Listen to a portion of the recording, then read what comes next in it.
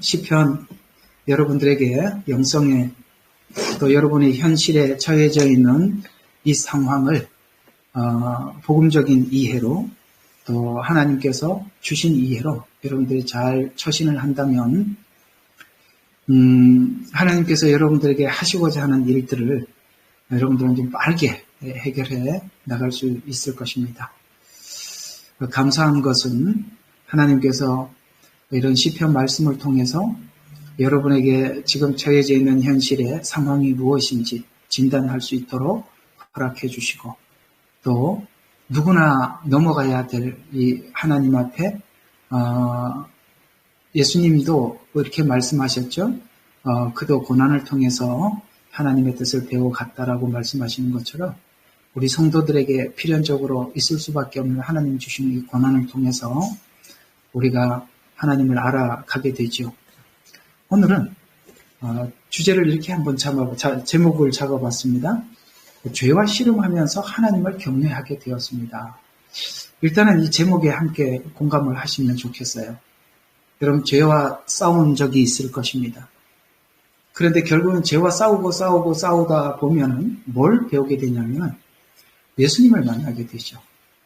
그리고 이 죄와 싸우면서 뭘 느끼냐면은 예수님이 내 속에 있는 이 죄와 이렇게 처절하게 싸우셨던 거구나. 처절하게.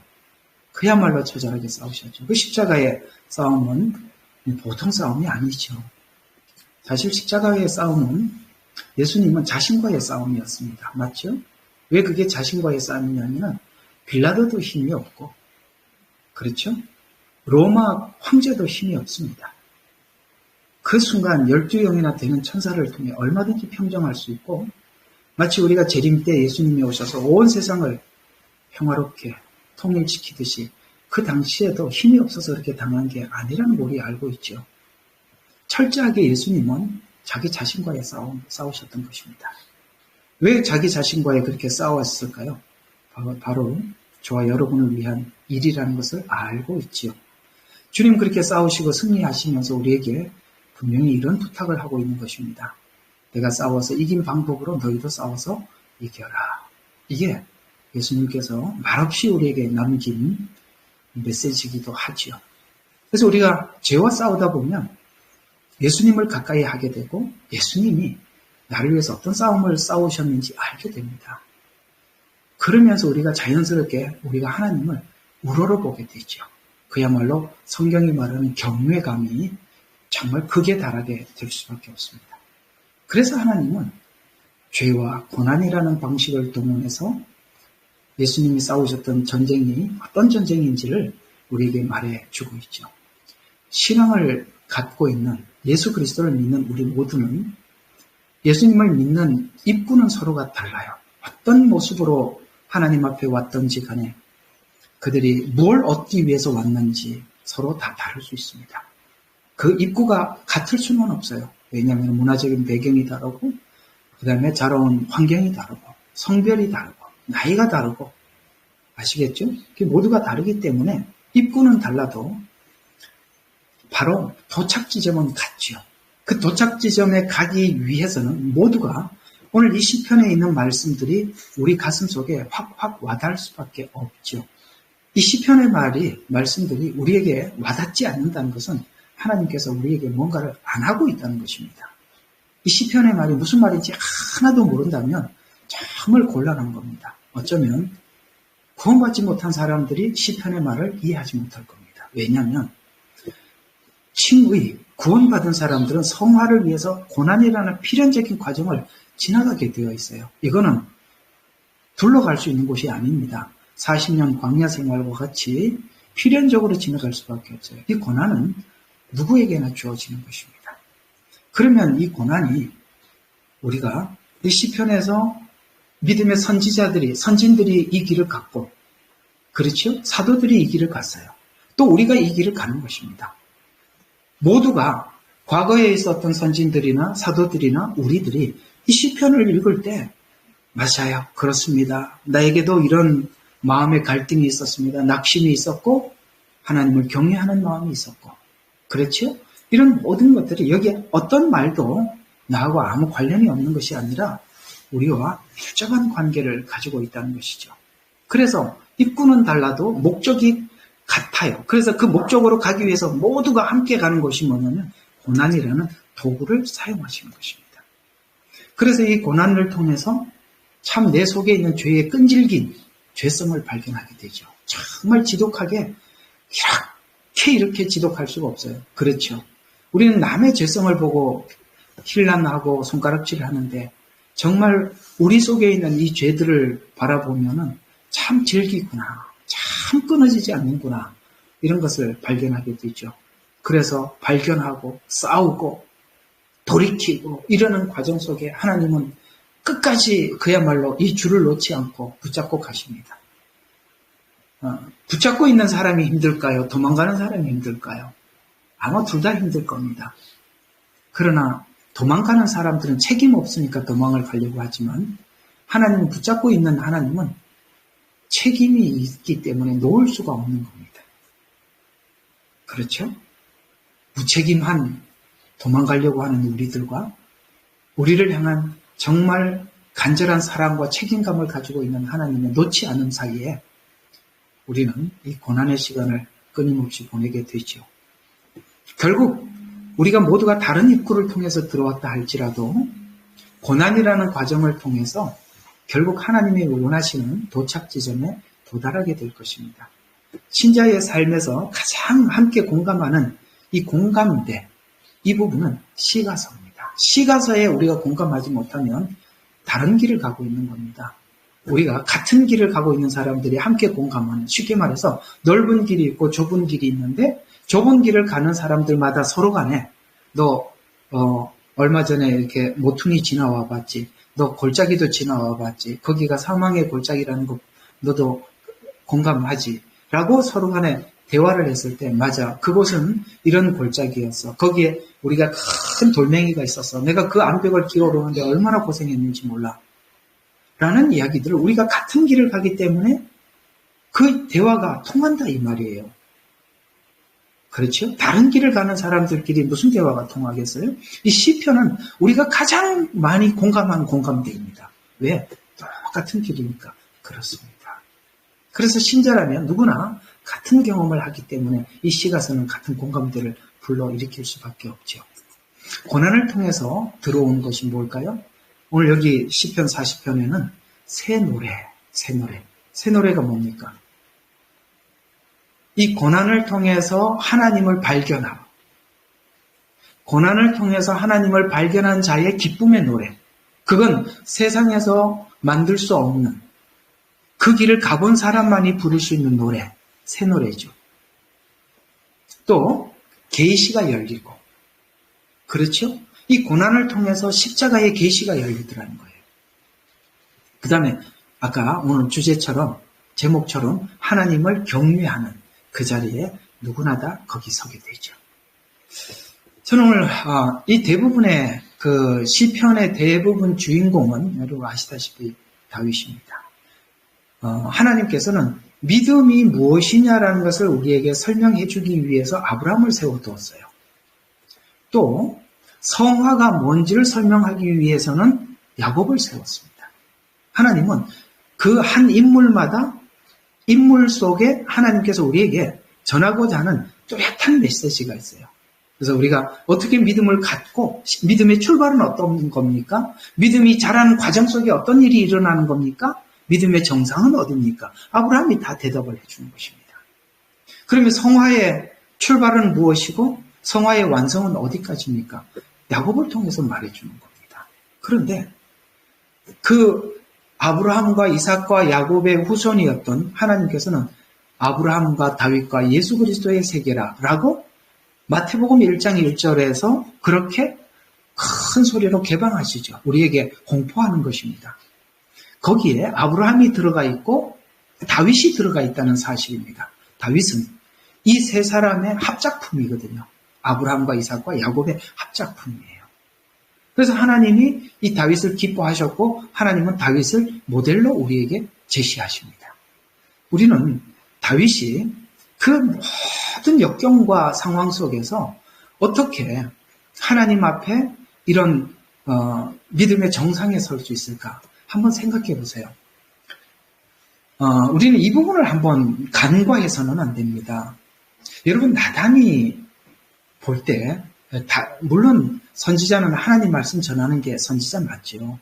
근데요, 나단은 상대방에게 좋은 말로 권고하는 그런 말이 이쁜 사람은 아니에요. 그렇죠? 말이 이쁘지는 않죠. 다윗의 죄를 지적할 때 듣는 사람이 무지 기분 나쁘게 지적을 하는 겁니다. 아주 수치스러운 이야기죠. 특별히 이런 부분들은, 그렇죠? 이 간음 문제지 않습니까? 그게 얼마나 누군가가 가장 치부 아닙니까? 다윗에게? 그걸 누군가가 아주 적나라하게 지적을 했을 때 여러분들 어때요? 여러분들이 아주 수치스럽고 누구인데도 내가 죽을 때까지 나만 알고 싶은 어떤 가장 수치스러운 어떤 죄성이 있다고 가정을 합시다. 그걸 나단이 와서 지적을 했단 말이에요. 그때 그걸 넘어설 수 있는 사람이 최고입니다. 그 말을 받을 수 있는 사람이 진짜 신앙입니다. 여러분과 제가 그것만 할 수 있다면 여러분들은 최상의 위치에 서 있는 겁니다. 믿음의 최정상에 있는 것입니다. 여러분, 나단이 지적한 이 수치스러운 이야기를 면전에서 듣고 하나님 앞에 무릎 꿇고 엉엉 울면서 나갈 수 있겠습니까? 아니면 나단과 싸우시겠습니까? 대부분의 사람들은 나단과 싸움을 시작합니다. 그렇죠?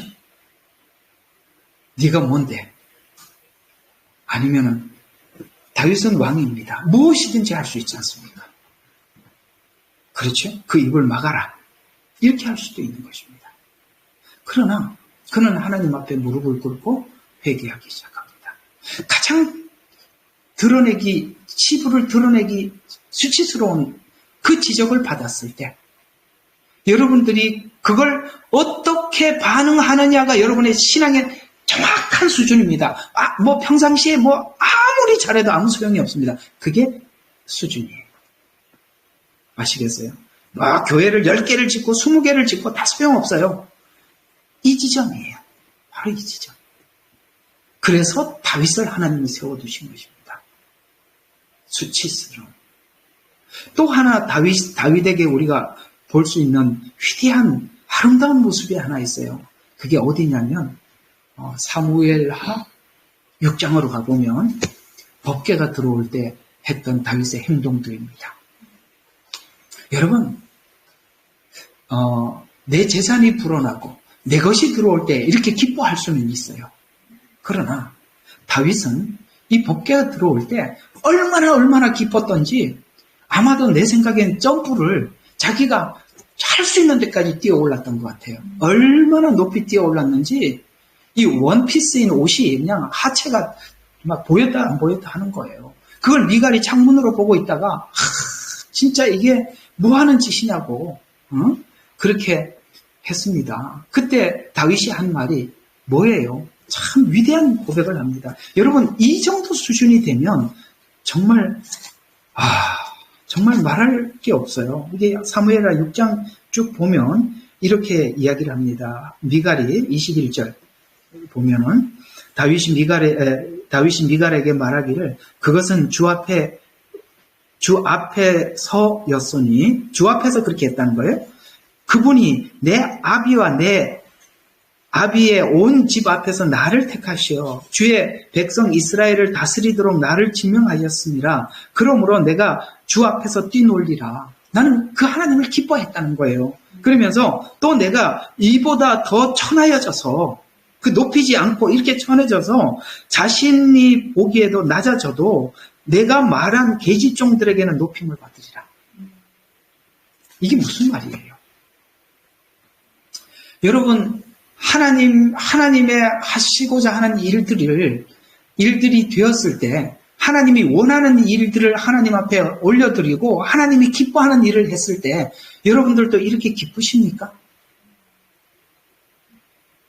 이해가 가요? 네. 교회가 건강해지고, 교회가 뭐가 하나 더 생기고, 교회가 뭐 필요한 것이 하나 더 생기고, 교회 물품이 하나 더 생기면 그것이 그렇게 기쁘십니까? 아무 생각 없으십니까? 그게 수준이라니까. 그게 수준이라고. 내게 중요한 거냐, 교회께 중요한 거냐? 내게 중요한 거냐, 교회께 중요한 거냐? 내 재산이 불어나는 게 중요한 거냐, 교회가 안정되고 교회가 더 우선이냐? 여러분들 뭐가 우선이에요? 오늘 이 다윗이 왜 이 모든 난관을 극복을 하고 우리가 상상할 수 없는 새 노래와 같은 시편을 우리에게 이렇게 전해주는지 아시겠습니까? 그의 가슴 속에 무엇이 있는지 아시겠어요? 그 가슴 속에 하나님을 향한 진정성, 거기에 가식 없는 믿음, 하나님 앞에 그 죄를 지적을 했을 때 그 수치스러운 그 지적 앞에서라도 하나님 면전에 눈물을 흘리고 회개할 줄 아는 그 아름다운 마음. 이것들이, 이런 다윗의 신앙이 우리가 이 시편을 읽을 때마다 여기까지 갔었구나, 다윗이. 여기까지 하나님이 보여주셨구나. 그래서 남들이 보지 못하는 것을 보고 있구나. 이걸 우리하고 함께 나누자고 이 글을 써서 우리가 공감하고 있구나 하면서 시편을 읽으면서 여러분들에게 어떤 마음이 드세요? 하나님, 나도 저기까지 낮아지고 싶습니다. 나도 거기 가서 하나님을 맛보고 싶어요. 라는 그런 마음이 안 생기세요? 그저 이건 다윗의 이야기고 나는 내 인생이고 다르다고 생각하십니까? 그렇지 않아요. 우리는 같은 길을 가고 있는 사람들이에요. 그것을 진정성 있게 대하느냐, 저 멀리 있는 남의 이야기처럼 대하느냐의 차이에서 누구는 아주 얕고 얕은 물가에서 그저 하나님을 관망할 뿐이고, 누구는 그 깊은 하나님의 물속에서 주님과 함께 살아갈 것입니다. 그 차이일 뿐이에요. 욕심이 생기지 않으세요? 제가 여러분들에게 시편을 강의하는 내내 여러분 가슴 속에서도 이런 진정성 있는 도전을 함께 받기를 바라는 마음에서 계속 7절부터 한번 보도록 하겠습니다. 자, 이 7절 40장에는 가장 중요한 게 7절이에요. 보소서, 내가 왔나이다. 나에 관하여 기록한 것은 두루마리 책에 있다. 이 말은 나에 관하여서 기록한 것은 예수님 속죄에 관한 말씀이 두루마리 책에 있더라는 거예요. 지금 이 죄 문제로 인해서 괴로워하는 다윗은 하나님 앞에 번제도 드리고 속죄제도 드리고 속건제도 드려봤어요. 이건 모두가 다 뭐냐면 다 겉핥기입니다. 겉을 그냥 긁을 뿐이지 속을 바꿀 수는 없는 거예요. 구약의 제사의 한계가 그겁니다. 그들이 하나님 앞에 이렇게 하더라도 그것은 그저 하나님 앞에 이렇게 종교적인 행사로, 방식으로 자기 죄를 이렇게 덮는 것에 불과한 것이지, 이렇게 한다고 하더라도 자기 마음속에 들어와서 진정한 변화는 일어나지 않더라는 것이죠. 이걸 하면 할수록 괴롭더라는 것이죠. 왜? 여전히 내 속에 있는 죄는 살아있고 역사하고 있으며 해결이 되지 않거든요. 그래서 훗날 미래에 오실 예수, 메시아를 하나님께서 이 다윗 이전에 있었던 성경을 통해서 이건 지금 하나님께서 이 문제를 이렇게 해결하시겠다고 메시아를 예언하셨구나. 그분이 오시면. 그래서 구약에 있는 성도들은 오실 메시아를 바라보면서 그를 믿었고 그 마음을 정화시키고 성화시켰던 것입니다. 사실 오늘 우리는 훨씬 더 좋은 조건 속에서 신앙생활을 하고 있는 것이죠. 구약은 오실 메시아를 약속으로 믿고 있었지만 오늘 우리는 오신 메시아를 이미 역사적 사실을 근거로 믿고 있는 것입니다. 구약에 있는 다윗 시대 때는 성경이라 봐야 모세오경이 전부예요. 그렇죠? 우리는 66권이라는 이 책을 가지고 이 안에서 무한한 하나님을 찾고 발견하고 우리는 내가 원하는 무슨 질문에도 다 대답을 성경은 하고 있는 거예요. 그래서 죄를 짓고 회개한 후 다윗에게 얻어졌던 은혜는 내가 내 문제를 스스로 해결하려고 할 때는 점점 더 내 딜레마 속에 빠지더라는 거예요. 깊은 수렁 속에 빠져들어간 것을 내가 느꼈지만 결국은 예수님께서 죄를 해결해 주신 은혜를 알 때 내가 더 이상 빠져들지 않고 거기서 무엇든지 하겠다. 왜 내가 내 문제를 해결하려고 하면 수렁 속에 빠져들고 예수님을 의지해서 내 문제를 해결하니까 반석 위에 섭니까? 그게 어떤 차이죠? 그리스도 예수 안에는 정죄함이 없나니 이 차이입니다. 이게 엄청나게 큰 선언이라는 걸 아셔야 돼요. 내가 내 문제를 해결하려고 하다 보니까 나는 내 죄의 문제를 또 찾아내고 해결하면 더 깊이 있는 죄가 보이고 해결하고 나면 또 있더라는 거예요. 그래서 계속 정죄는 나를 더 수렁에 빠져들게 할 뿐이지 나를 거기서 헤어나오기는 못하더라. 예수님은 죄를 지적은 하지만 그러나 정죄가 아니라 반석 위에 서서 내가 이 문제를 빠져드는 게 아니라 서더라는 거예요. 이 둘의 차이를 이해하시겠습니까? 그래서 이 메시아가 나를 위해서 하신 일들을 알고 난 이후에 두루마리 책에 기록된 그분의 그 일을 알고 난 이후에 얻은 결론이 로마서 6장 8절과 10절에 보면 주와 함께 죽으면 산다는 걸 배우더라는 거예요. 옛날에는 살려고 했더니 빠져드는데 죽으니까 살더라. 이게 반석이더라. 아시겠어요? 죄를 내려놓으니까 새로워지더라. 이걸 배우더라는 거예요. 또 그리스도 안에서 죽으면 그리스도가 다시 살리신다는 걸 믿게 되더라. 그래서 이제는 내가 어떻게 살기로 했냐면 나를 불의에 들이지 않고 의의 병기로 나를 하나님이 말씀하신 대로 이렇게 하라 그러면 네 하고 그냥 하기로 했다는 거예요. 의의 병기로 들이기로 했다는 거예요. 근데 그 전에는 이게 안 됐는데 이게 되더라. 왜? 주와 함께 죽으면 산다는 걸 믿고 나니까 나는 이쪽으로 나를 들을 수가 있겠더라. 그 얘기지 않습니까? 그래서 죄에서 죽을 때 다시 산다는 진리를 알게 되고 따라서 죄에게 자신을 드리지 않고 이제는 의에게 드리는 자가 내가 내 스스로가 의에게 나를 드리는 자로 변화되었다. 이것이 살 길이더라. 이걸 배웠다라는 거예요. 어때요? 여러분 죄와 싸우면서 오늘 로마서 6장 8절과 10절에 있는 이 고백이 저절로 나오지 않던가요? 또 이어서 로마서 6장 15절과 14절과 15절에는 죄가 너희를 주관하지 못한다 라고 말씀. 아까 정죄함이 없다 그랬죠. 죄가 우리를 주관하지 않아. 정죄가 우리를 주관하지 않아요. 뭐가 주관하지요? 너희가 은혜 아래에 있게 하리 아니라 그런즉 어떻게 할 것인가? 은혜 아래에 있으니 죄를 지어도 된단 말인가? 했더니 뭐가 나를 주관하느냐면 결코 그럴 수 없는 이라가 나를 주관하더라는 거예요. 왜요? 은혜를 받고 나니까. 내가 어떻게 다시 주님을 십자가에 못 박을 수가 있어? 내가 또 어떻게 주님이 기뻐하지 않는 일을 할 수 있어? 라고 내가 내 스스로가 결코 그럴 수 없는. 죄가 오니까 뭘 하든 죄를 지을 수 있느냐? 유혹을 받는 게 아니라 결코 그럴 수 없는 이라고 내 속에서부터 거부하더라는 거예요. 아시겠어요? 이게 됐더라는 거예요. 이게 되더라는 거예요. 이야, 여기 오면 다 온 겁니다. 여기까지 오면 이제 천국 갈 일만 남았습니다. 결코 그럴 수 없느니라.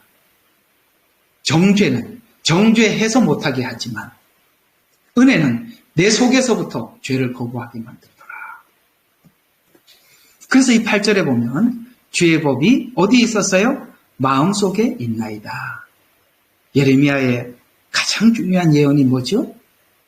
그날이 오면 내 말을 너희 속에 두어. 그렇죠. 마음에 두었어요. 율법은 밖에다 글을 보면서 계속 보는 거예요. 그러니까 율법이라는 글을 볼 때마다 정죄예요. 이렇게 하지 마라. 이건 해라. 그 정죄밖에 안 되잖아요. 근데 죄의 말씀을 내 마음에다 두어서 죄가 딱 오니까 결코 그럴 수 없느니라. 이렇게 되더라. 다윗이 뭘 배웠는지 아시겠죠? 그 회개가 뭘 만들어냈는지 아시겠죠? 그러니 지적을 받으셔야죠. 맞죠? 우린 지적을 받아야 돼요. 그리고 받은 지적을 가지고 오늘 여기 보석 같은 로마서 6장에서 고백하고 있는 내 자신을 자발적으로 하나님의 의의 병기로 드리는 그런 자로 하나님의 말씀을 바깥에서 나를 이끌어내는 것이 아니라 내 속에서부터 죄를 거부하는, 결코 그럴 수 없느니라 라는 그 자리에까지 가더라. 그런 의미에서 오늘 7절 8절 한번 다시 읽어보죠. 그때 내가 말씀드리기를 보소서 내가 왔나이다. 나에 관하여 기록한 것이 두루마리 책에 있나이다. 오 나의 하나님이여 내가 주의 뜻을 행하기에 기뻐하오니. 아멘. 기뻐하오니. 이렇게 됐다는 거예요. 그러면서 정녕 주의 법이 나의 마음속에 있나이다 라고 하였나이다. 이때까지는 우리는 다윗은 죄를 이길 수 없었다. 그러나 주님이 내 마음속에 있고 난 이후부터 나는 죄를 극복할 수 있었습니다. 이렇게 우리에게 고백을 하죠.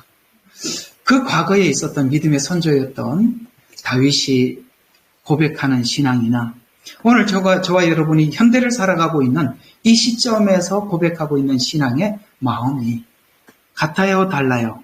같지요? 무엇이 이렇게 만들었다고요? 다윗을? 고난이. 골리앗을 죽인 믿음이 아니라 고난이 이걸 만들어내더라는 거예요. 자, 다시 이제 9절과 10절을 한번 봅시다. 자, 여기까지 왔을 때 이제 다윗이 이렇게 고백을 합니다.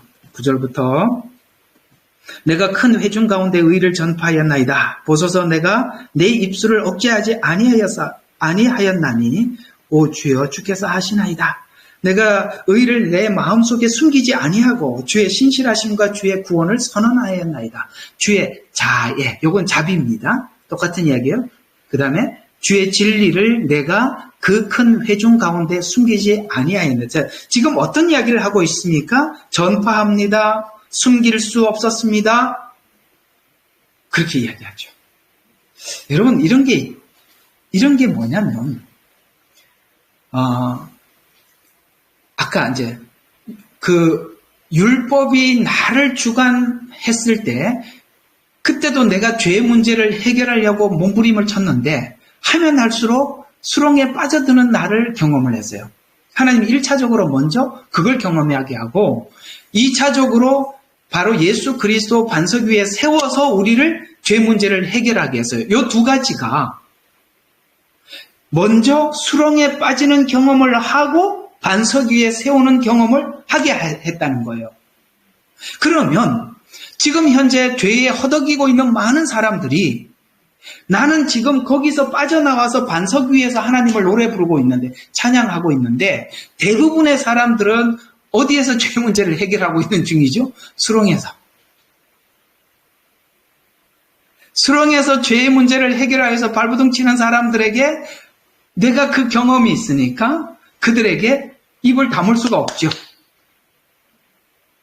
그래서 전파하더라는 거예요. 이 전파라는 것이 억지로 끄집어내서 하는 것이 아니라 내 속에서 일어났던 변화, 또 그리스도를 만난 만남의 기쁨, 감격, 이런 것들이 내 스스로 그리스도를 전파하게 하더라. 우리가 과거에 하나님을 만났던 어떤 시간들이 있을 거예요. 그 시간들을 우리가 누구 앞에 서서라도 그 이야기를 꼭 하고 지나가고 싶어 하는. 그래서 내가 내 입을 다물 수가 없어요. 그래서 의를 전파한다 이런 이야기입니다. 그래서 내가 의를 숨기지 않았다라는 말은 내가 어떻게 하나님 앞에 의롭게 되었으며 그 의가 나를 어떻게 성화시켰는지 이 두 가지가 함께 들어야 돼요. 하나님의 의는 칭의도 있지만 성화도 있어요. 내가 그리스도 안에서 이렇게 구원을 받았고 받은 구원이 나를 이렇게 변화시켜 갔던 이 두 가지 사실에 대해서 내가 침묵할 수가 없었습니다. 그리고 회중 앞에 내가 그것을 전했습니다. 그래서 주의 의는 나의 실패를 배운 뒤에 의를 선포했다. 그래서 우리가 성경의 배열을 보면 구약이 앞에 있고 신약이 뒤에 있죠. 왜 구약이 앞에 있어야 하죠? 율법을 통해서 실패를 먼저 경험해야 돼요. 수렁에 빠져가는 나를 먼저 경험을 해야 되는 거예요. 그리고 뭡니까? 그 은혜의 반석 위에 우리를 세워서 흔들림 없는 믿음 가운데 세우는 것입니다. 둘째 아들의 경험은 그런 차원에서 중요한 것이에요. 둘째 아들도 바로 그 반석 위에 세워지는 과정 속에서 가졌던 경험이거든요. 저는 이 둘째 아들이 아버지 집을 떠났을 때도 아버지 손 안에 있었다는 걸 아셔야 돼요. 우리는 율법적 관점에서 보면 아버지 집을 떠났을 때는 구원받지 못한 호로 자식이고 들어오면은 구원을 받았다라는데 하나님이 이 두 가지가 다 그때도 뭐라고 해서 아들이라라고 말을 했어요. 사뭇 우리가 율법적 관점에서 이해하고 있는 구원과 다르지요? 그때도 아들이라고 했습니다. 여러분 놀라운 것은 고린도 전후서를 보면 신약 성경을 읽어보면 신약 성경 중에서 그 교회 중에 가장 문제가 많은 교회가 고린도 교회예요. 근데 고린도 교회에 편지를 쓸 때 하나님의 자녀된 성도된 고린도 교회에게 편지하노니 이렇게 편지가 시작됐다는 거예요. 아니 이런 사람들도 하나님의 자녀네? 이렇게 시작되는 거예요. 아시겠죠? 우리가 예수님 안에 있다는 것이 여러분들이 생각하는 것보다 훨씬 큽니다. 우리가 하나님 앞에 자신감을 갖는 것은 하나님의 사랑이 신실하다는 거죠. 변함없으시다는 것이죠. 이것이 우리로 하여금 담대하게 합니다.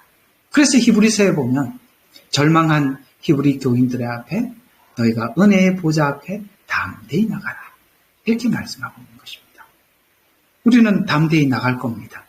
여기에 주춤주춤 하는 사람 아무도 없기를 바라요. 주님은 어떤 상태이든지 두 팔을 벌리시고 맞아주시고 손잡아주시는 하나님이시죠. 그래서 우리는 그 하나님 앞에 언제나 자신감 있게 하나님 그래도 제가 하나님 자식 아닙니까? 그러면서 가거든요. 맞잖아요. 그래도 저도 뻔뻔하게 살기로 했습니다. 하나님 그래도 자식 아닙니까? 자식들은 아무리 속을 썩여도 귀여워요. 그죠? 예, 그렇습니다. 그래서 여기 보면 이렇지요. 그래서 주의 의는 나의 실패를 통해 배운 뒤 얻은 의임을 선포합니다. 나는 이런 실패를 했었다. 나는 수렁에 빠졌었다. 그러나 주님께서 나를 거기서 끌어올려서 나를 반석 위에 세웠다라고 이렇게 선포하고 있어요. 그래서 내 실패가 주의 의를 어떻게 얻게 되었는지 자신의 실패도 더 이상 부끄럽지 않는 간증이 되더라는 거예요. 그래서 실패도 자신 있게 하는 거죠. 그런데 하나님께서 왜 이렇게 의를 선포하게 하느냐면 이 과정 없이 의가 내 속에 의가 되면 그것은 하나님을 자랑하는 것이 아니라 자기 자랑이 되어버리잖아요. 그러니까 하나님께서 그렇게 하시는 거예요. 그래서 하나님은 다윗을 세우시더라도 치명적인 약점, 그렇죠? 그래서 사도들 중에서도 베드로 치명적인 약점, 주를 3번 부인했던 일. 바울을 세우더라도 죄인 중에 괴수를 세워서 그 많은 하나님의 역사를 이루었음에도 불구하고 그는 끝까지 나는 죄인 중에 괴수라라는 고백 이외에는 할 수 없게 만드시더라. 그것 또한 하나님의 은혜더라. 그거 없이 서 있으면 뭐라고 이야기합니까? 죄인 중에 괴수가 아니라 하나님은 내가 이렇기 때문에 나를 택했고 라고 자기를 주장할 텐데 하나님께서 그 주장을 더 이상 하지 못하도록 베드로를 세우실 때 확실하게 자무통을 채워서 가라 이렇게 했습니다. 아시겠죠? 그래서 마치 베드로도 실패를 경험하고 의를 전파한 것처럼 바울이 율법 안에서 의를 얻으려고 하다가 주의 의를 배운 것 같이 지난날 실패를 부끄럽지 않게 외치게, 그래서 외치게 만들더라. 그래서 의로운 삶을 사는 것을 참으로 입술로 전파하고 억제하지 않았다라고 외치는 것입니다. 그래서 여러분, 바울과 베드로에 관한 이야기 속에는 사도행전에 둘 다 공통적으로 감옥에 갇힌 적이 있어요. 아시죠? 근데 베드로는 감옥에 갇혔어요. 여러분 아시다시피 얼마 전에 자기 스승이었던 예수님은 밤에 재판을 하고 아침에 빌라도에게 넘겨주어서 십자가에 못 박혀 죽었습니다. 이러는 것처럼 그럼 예수님도 그렇게 했는데 제자 중 하나였던 베드로나 바울을 그들이 쉽게 그렇게 하지 않겠습니까? 얼마든지 그럴 수 있습니다. 그러면 조금 얼마 전에 예수님께서 이 밤이 지나고 다음 날 십자가에 죽으신 것처럼 자기도 이런 재판을 거쳐서 십자가에 죽을 수도 있는데 감옥에서 잠을 얼마나 잠이 들었는지 이거 뭐 와서 막 깨워야 돼요. 그건 뭐죠? 베드로는 더 이상 죽음에 연연하지 않았다는 것입니다. 뭐가 달라졌는지 아시겠죠? 예? 바울과 실라를 가두어 뒀어요. 그랬더니 이 사람들이 찬양을 하고 있어요. 놀랍지 않습니까? 이런 것처럼 그들이 가졌던 변화가 무엇인지 아시겠습니까? 세상이 그들을 묶을 수 없었다라는 거예요. 어떤 위협 앞에서도 그들은 두려워하지 않았다는 이야기를 하고 있는 것이죠. 그래서 우리는 지난날의 실패가 부끄러운 것이 아니라 하나님께서 그 실패 속에서 하나님이 일하시더라. 거기가 시작점이었고 내가 거기서부터 반석 위에 서게 되었다라고 외침으로써 실패한 모든 사람들에게 용기를 줄 수 있죠. 이걸 해본 사람만이 실패한 자들을 끌어안을 수 있는 거죠. 그걸 못하고 율법적 신앙이 되면 아무도 끌어안을 수 없어요. 자기도 못 끌어안는데 어떻게 남을 끌어안겠습니까? 여러분들의 지난날 실패가 오늘 다윗의 고백처럼 외치는 내 실패를 부끄럽게 생각하지 않고 외치는 그런 자가 되기를 주의 이름으로 축원합니다. 그래서 의로운 삶을 사는 것을 삶으로 입술로 전파하고 억제하지 않았다라고 외칩니다. 사실 이 은혜를 받은 사람들이 전도자가 되고 선교사가 되죠. 왜? 이걸 견딜 수가 없거든요. 평생에 어떻게 입을 다물고 살겠어요. 그래서 내가 누군가에게 이 사실을 알리고 싶은 거예요. 그래서 밖에 나가서 끊임없이 외치거나 아니면은 아무도 찾아가지 않는 그야말로 하나님을 알지도 못하는 그곳에 자기 생애를 들여서 그 오지에서 자기 생애를 드리는 것입니다. 오늘 그 얘기입니다. 얻은 의는 의로 의의 삶을 살게 되고 전하게 된다. 그럴 수밖에 없다는 것이죠. 그래서 자신의 마음속에 있는 의, 어떤 의? 하나님이 거저준 의, 그게 칭의지요. 그 칭의에 따라서 공의, 성화의 삶을 숨기지 않았다고 선언하는데 이 삶의 힘이 주의 자애와 주의 진리가 내 안에 있음을 큰 회중에게 숨기지 않는다. 하나님의 자비로움이, 하나님의 은혜가 내 안에 가득함을 사람들에게 외치더라. 그래서 이 말씀은 내 삶의 변화의 시작은 칭의가 성화를 주관하게 되었다. 오늘 여러분들에게 전달해야 될 가장 중요한 핵심입니다. 뭐가 여러분들을 성화, 그리스도를 닮게 만들더라고요? 칭의의 은혜가. 아시겠어요? 그 은혜가 성화를 만들어야 그게 성화지. 그거 없이 하면은 전부 다 바리새인의 의가 되는 거예요. 그래서 성경에 보면은 너희가 바리새인들보다 의롭지 못한 자는 아무도 천국에 갈 자가 없다고 그렇게 말씀하신 거예요. 그들의 의는 은혜가 만든 의가 아니거든요.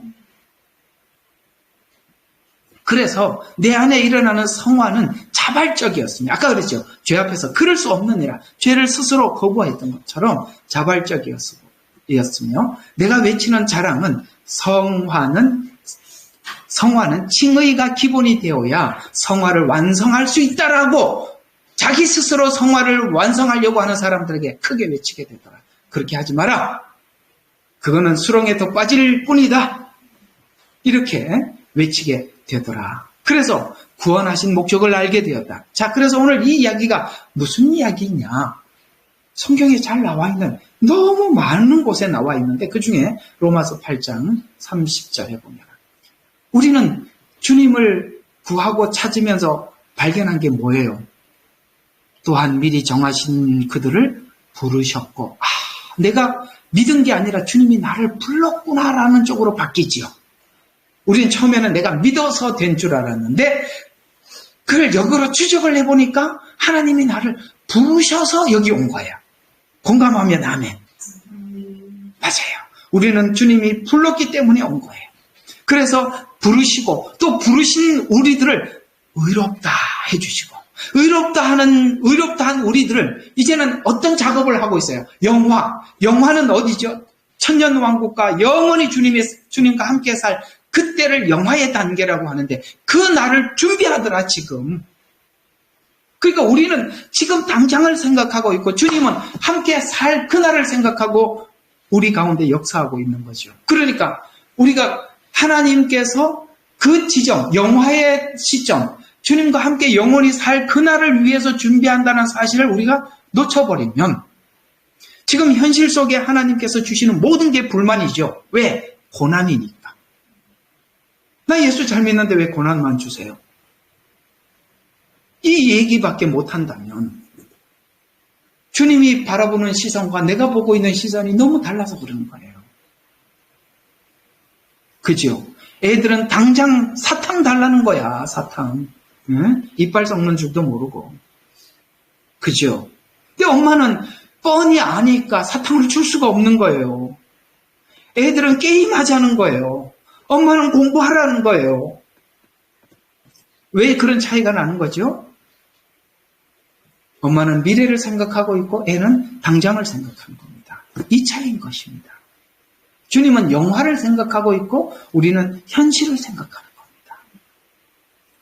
이제 우리가 주님과 만나고 사귐이 있게 되면 이 시선이 미래로 가는 것입니다. 그래서 너희가 소망 중 구원을 얻었나니 라는 소망이라는 제목을 가지고 이걸 가지고 우리의 인생을 설계하는 것입니다. 세상 사람은 지금 현실을 위해서 인생을 설계하지만 우리는 미래를 위해서 설계하는 것입니다. 그래서 영화롭게 하느니라. 그래서 이 구절은 하나님께서 믿는 이들을 먼저 부르시고 의롭게 하신 다음 성화의 과정을 통해서 영화롭게 한다는 과정을 설명하는 것입니다. 다윗은 고난을 통해서 바로 이것을 배운 것입니다. 이렇게 구원하신 이유는 성화가 자발적이어야 하기 때문이고 칭의가 기본이 되어야 성화될 수 있다는 개념으로 뒷받침하는 뜻으로 이 말씀을 이렇게 풀어서 설명할 수가 있는데 빌립보서 2장 12절과 13절을 보니까 그러므로 사랑하는 나의 사람들아 너희가 항상 순종하듯이 자, 잘 봐요. 내가 있을 때뿐만 아니라 더욱 내가 없는 지금에도 자, 여기까지 다 같이 시작. 너무 중요해요. 시작. 그러므로 사랑하는 나의 사람들아 너희가 항상 순종하듯이 내가 있을 때뿐만 아니라 더욱 내가 없는 그때에도 여러분 없을 때 잘하는 것은 사람이 없을 때 잘하는 것은 사람을 보고 있지 않다는 증거죠. 말이 어렵나요?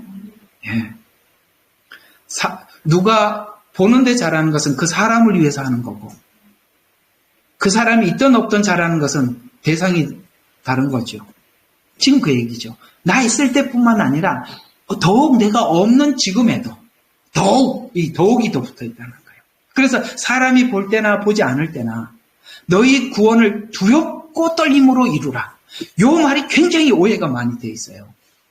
이게 구원을 받으려면 지금도 두렵고 떨림으로 달달달 떨면서 구원을 얻어요. 어디 그렇게 하라 그랬습니까? 이 말은 문맥을 놓쳐버리면 이게 이상하게 이게 지금 성화를 이야기하는 이 이야기가 칭의가 돼버려요. 큰일 나는 겁니다. 이걸 지금 사람들이 이상하게 쓰는 성경 구절이거든요. 그러니까 요거 이제 오늘 좀 교정을 좀 해드릴게요. 이 두렵고 떨림으로 구원을 이루라는 말은 성화를 의미하는 것이지 칭의를 의미하는 것이 아니에요. 문맥을 보세요. 문맥을 끊어버리고 이것만 보지 말고. 그래서 이는 하나님이 너희 속에서 행하시어 그의 기쁘신 뜻대로 원하시고 행하기 때문이라. 요게 이제 두렵고 떨림으로 구원을 이루라는 이 말이 왜 성화인지 설명을 해드리겠습니다. 이 오해가 굉장히 많이 되는 성경 구절이거든요. 이제 앞으로 여기서 이 억만 소리 못하게 내가 못을 딱 박아놓고 넘어가겠습니다. 자, 이게 뭐냐면 이 말이 나오게 된 동기가 그 앞에 있는 빌립보서 1장 30절부터 쭉 보셔야 돼요. 이런 말을 하거든요. 너희가 동일한 싸움을 내가 싸우는 싸움과 너희들이 싸우는 동일한 싸움을 너희가 내 안에서 보았고 지금도 내 안에 듣고 있다. 지금 뭘 하고 있다는 거예요? 지금 바울도 어떤 싸움을 하고 있어요. 그러니까 이 싸움을 나만 하는 게 아니라 너희들도 이 싸움을 하고 있다는 소식을 내가 들었다.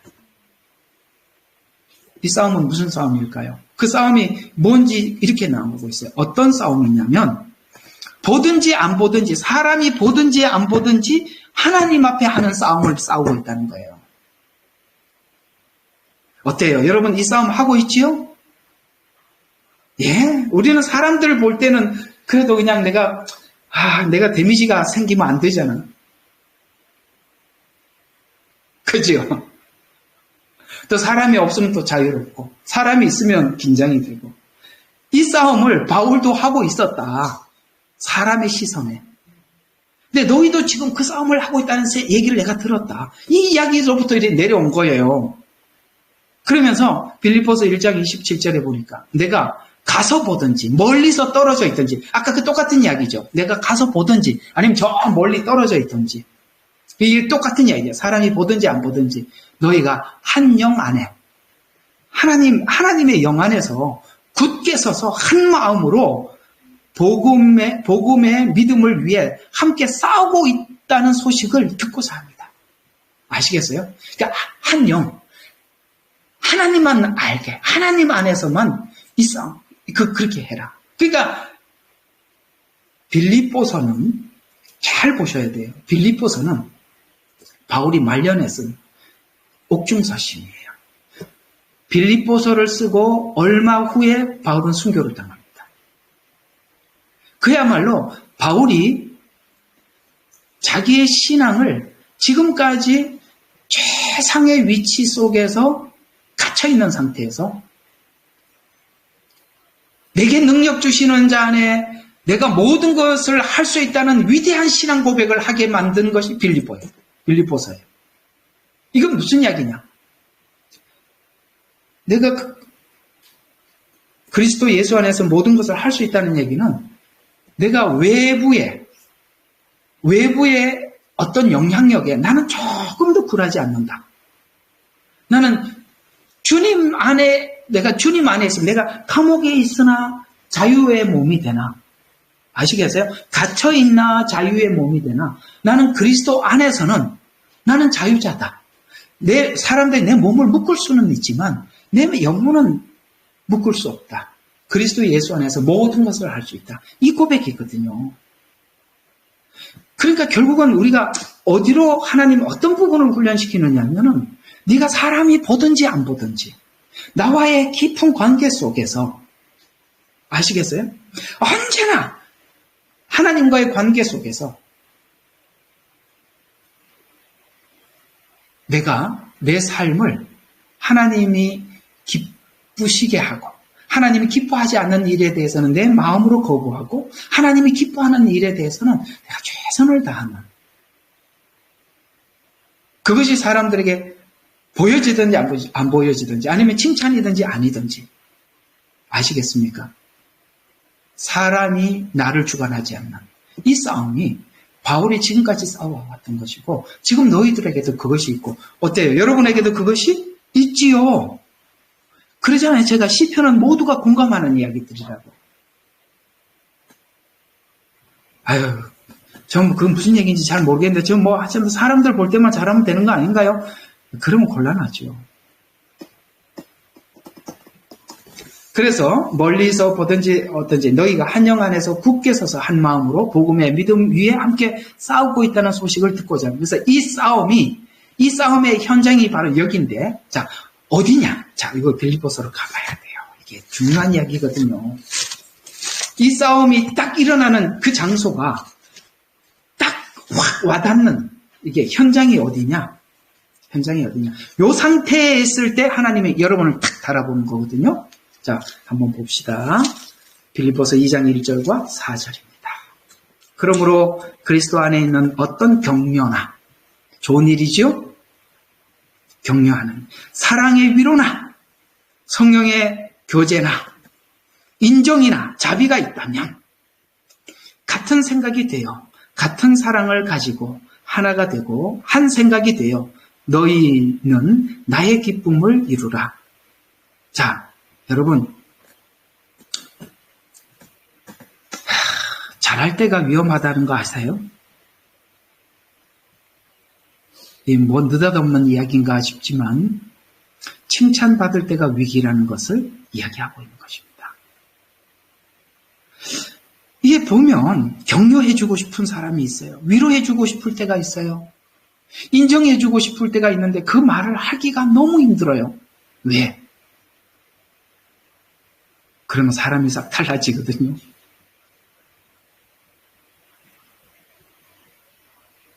마음으로는 격려해드리고 싶어요. 그러나 격려를 받을 수 있는, 격려를 받고 난 뒤에도 겸손하게 스스로 낮아질 수 있는 사람이 없다는 거예요. 좋은 일을 할 때, 서로가 위로할 때 같이 올라갈 뿐 내려가는 사람이 없으니까 바울이 그걸 극복한 거예요. 사람의 위로에 더 이상 움직이질 않아. 사람의 격려에도 움직이질 않아. 아무렇지도 않아. 그 말이 고맙습니다 하고 끝이에요. 아무것도 없다니까. 근데 사람들이 그 말을 기억하거든요. 옛날에는 인정해 주시더니 지금은 왜 그래요? 그건 격려할 수 없는 사람이 된 겁니다. 알아들으셨죠? 어디에서 싸움이 있었는지 아시겠죠? 바로 이 지점. 그러니까 이 지점에서 누구에게 위로하고 인정을 해주니까 무슨 일이 일어나요? 3절에 보니까 어떤 일도 다툼이나 허영에 따라서 하지 말고, 다툼이나 허영이 있었더라면 뭐 어떻게 이걸 하는 순간 다 깨지는 거죠. 말 안 하는 게 100번 낫죠. 그래서 다툼이나 허영을 따라 하지 말고 오직 생각과 겸손함으로 남을 자신보다 존중하는 마음이 있는 사람은 이걸 해도 돼. 근데 이게 없으니까 할 수가 없는 거예요. 그리고 각자 자기 일만 돌아보지 말고 남의 일도 돌아보아라. 봐라, 그리스도를 봐라 라고 하면서 예수님을 샘플로 딱 끄집어내죠. 5절부터 8절. 너희 안에 이 생각을 품으라. 곧 그리스도 예수 안에 있는 생각이라.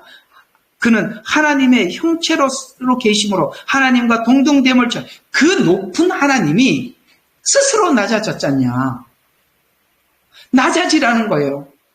격려에 높아지지 말고 인정에 높아지지도 말고 어떤 수치심 때문에 절망하지도 말고 사람의 말에 하나님의 말로 그냥 받고 넘어가라. 그래서 예수님도 하나님과 동등되지만 스스로 낮아져서 낮추고 주님 앞에 죽기까지 복종했더니 그런 자들을 하나님이 높이 세워서 하나님 우편 보좌에 앉았다. 그래서 이로 인해서 9절에 보니까 하나님께서 그를 지극히 높여서 그 다음에 모든 이름 위에 큰 이름을 주셨다. 모든 혀가 그리스도를 주라 시인하여 하나님께 아버지께 영광을 돌리게 했다. 그러므로 나의 사랑하는 자들아 라고 하면서 이 말이 나온 거예요. 아시겠어요? 두렵고 떨림으로 섬겨라는 것은 누군가가 너를 높일 때 낮아져라. 아시겠어요? 그렇게 높아져 버리면 네가 했던 그 칭의, 하나님이 주신 은혜가 성화, 그걸 만들어나는 작업에 모두가 다 무너지는 것이다. 그런 이 두렵고 떨림으로 그 얻은 구원의 완성, 그 성화를 이루어 나가라. 이렇게 얘기를 하고 있는데, 이게 왜 갑자기 이 두렵고 떨림으로 해갖고, 이래갖고 해서 사람들이 덜덜덜 떨면서 구원받으려고 애쓰게 만들어놨다, 이 말이에요.